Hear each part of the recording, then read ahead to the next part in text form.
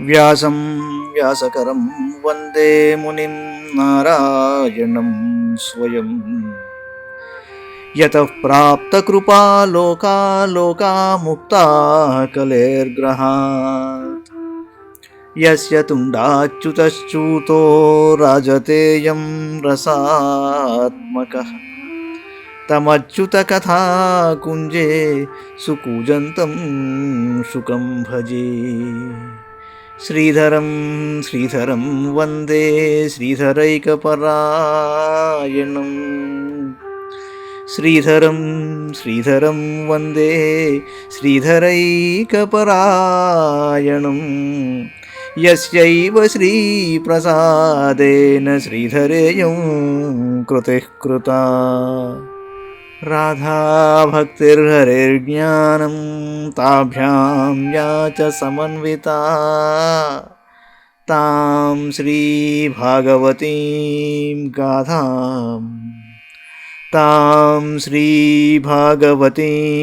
గాథాం వందే యుగళరూపిణీ.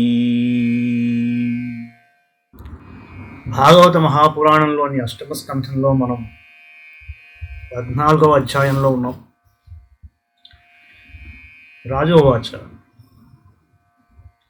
మన్వంతరేషు భగవన్యథా మన్వాది యస్మిన్ కర్మణి ఏన నియుక్తాస్తద్వదస్వ మే. పరీక్షిత్తుకు సంశయం కలిగింది. ఆత్మ, నీవు వర్ణించిన మనువులు, వారి పుత్రులు, సప్తర్షులు మొదలగు వారిని ఆయా మన్వంతరములలో ఎవరు నియమించారు?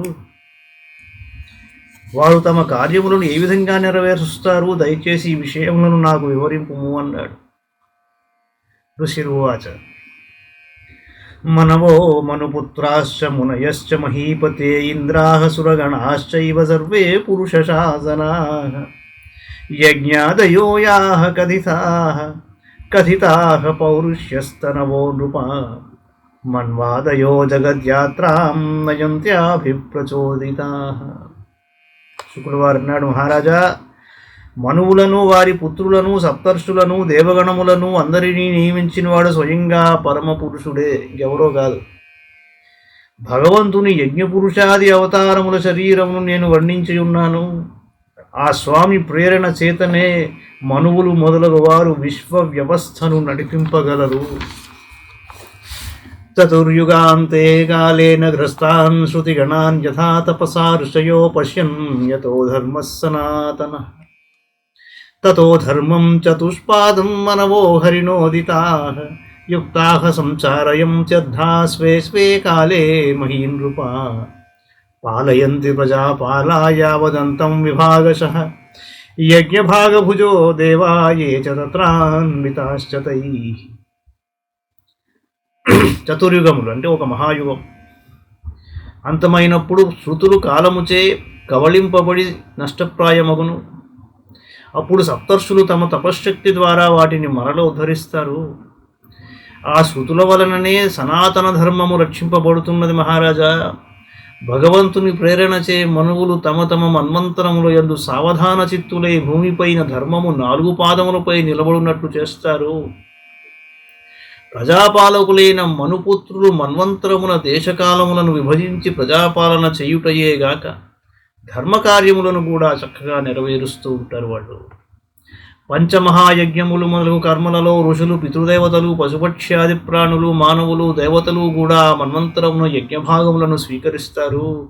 ఇంద్రో భగవతా దత్తాం త్రైలోక్య శ్రియమూర్జితాం భుంజానః పాతి లోకాం స్త్రీం కామం లోకే ప్రవర్షతి. జ్ఞానం చానుయుగం బ్రూతే హరిసిద్ధస్వరూపధృగృషిరూపధర కర్మయోగం యోగీశరూపధృతు. సర్గం ప్రజేశరూపేణ దస్యూన్ హన్యాత్ స్వరాడ్వపుః కాలరూపేణ సర్వేషామభావాయ పృథగ్గుణః. స్తూయమానో జనైరేభిర్మాయయా నామ రూపయా విమోహితాత్మభిర్నానాదర్శనైర్న చ దృశ్యతే. ఏతత్కల్ప వికల్పస్య ప్రమాణం పరికీర్తితం యత్ర మన్వంతరాణ్యాహుశ్చతుర్దశ పురావిదః. భగవంతుడైన శ్రీహరి ప్రసాదించిన ముల్లోకముల యందలి ఎనలేని సంపదలను ఇంద్రుడు అనుభవించి ప్రజలను పాలిస్తాడు. అతడు లోకములో యందు సమృద్ధిగా వర్షములను కురిపించి ప్రజలను సంతుష్టులుగా చేస్తాడు. శ్రీ మహావిష్ణువు ప్రతి యుగమునందును సనకాది సిద్ధుల రూపములను ధరించి ఆత్మజ్ఞానమును బోధిస్తాడు. యాజ్ఞవల్క్యాది ఋషుల రూపములను ధరించి విద్యుక్త ధర్మములను ఉపదేశిస్తాడు. దత్తాత్రేయుడు మొదలగు యోగీశ్వరుల రూపములను దాల్చి భక్తి యోగమును ఉపదేశిస్తాడు. శ్రీహరి మరీచి మొదలగు ప్రజాపతుల రూపములలో సృష్టిని విస్తరింపజేస్తాడు. చక్రవర్తుల రూపములలో దోపిడి దొంగలను రూపుమాపుతాడు. శీతోష్ణాది వేర్వేరు గుణములను ధరించి కాలస్వరూపుడుగా అందరినీ మృత్యుముఖమును చేరుస్తాడు. జనులు నామరూపములనడి మాయామోహితులవుదురు కనుక వారు వివిధ దర్శన శాస్త్రముల ద్వారా శ్రీహరి మహిమను కీర్తిస్తారు. కానీ వారు ఆ స్వామి యొక్క వాస్తవ స్వరూపమును ఎరుగరు. పరీక్షిత్ మహారాజా, నేను నీకు మహాకల్పముల అవాంతర కల్పముల పరిమాణములను గూర్చి తెలిపాను. పురాణ తత్వములను ఎరిగిన విద్వాంసులు అంటే వ్యాసులు మొదలగు వారు ప్రతి అవాంతర కల్పమునందు 14 మన్వంతరములు ఉండునని తెలిపారు. ఇది శ్రీమద్భాగవతే మహాపురాణే పారమహంస్యాం సంహితాయాం అష్టమస్కంధే చతుర్దశోధ్యాయ. మంగళం భగవాన్ విష్ణు, మంగళం గరుడధ్వజ, మంగళం పుండరీకాక్షో, మంగళాయతనో హరి. సర్వం శ్రీకృష్ణార్పణమస్తు.